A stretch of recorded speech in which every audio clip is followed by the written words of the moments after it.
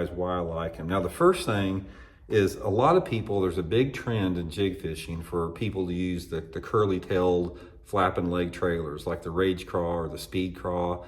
A lot of younger anglers, and over the past 10 years, a lot of jig anglers in general have went to the, the flapping type leg trailers. I think the Pocket Craw was one of the first ones out there.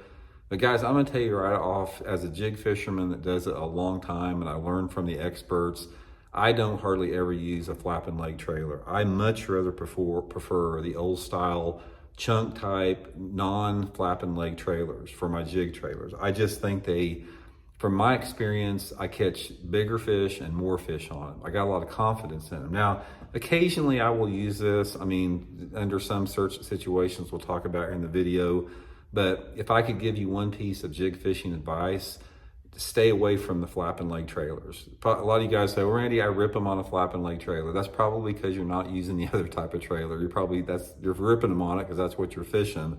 But I've experimented extensively. I mean, extensively with both styles.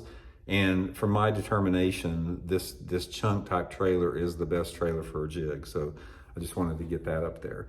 Okay, now given that, the times that I will use some type of a flapping leg trailer like this, a lot of the times this type of trailer here, I'm using it on some type of a finesse jig. And usually what I'll do, like with the Speed Craw, is I'll cut it in half and make it real short and compact.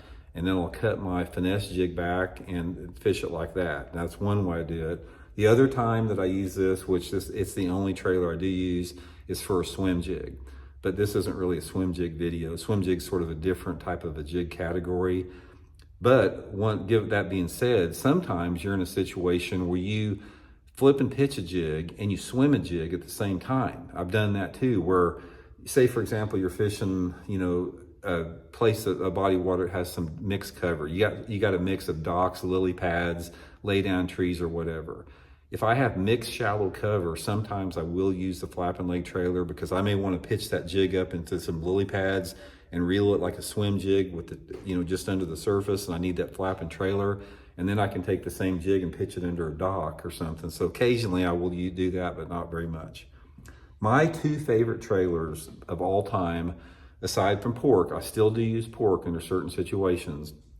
And again, the pork is just an experimental thing. Most of the time when I use pork, it's in warmer, dirty water. A lot of people say, well, pork's good in cold water. That's a myth. Don't listen to that. Most all of the good fish I've caught on pork have come in warmer water in like the summertime or early fall. That's occasionally I will use pork in that situation, especially if the water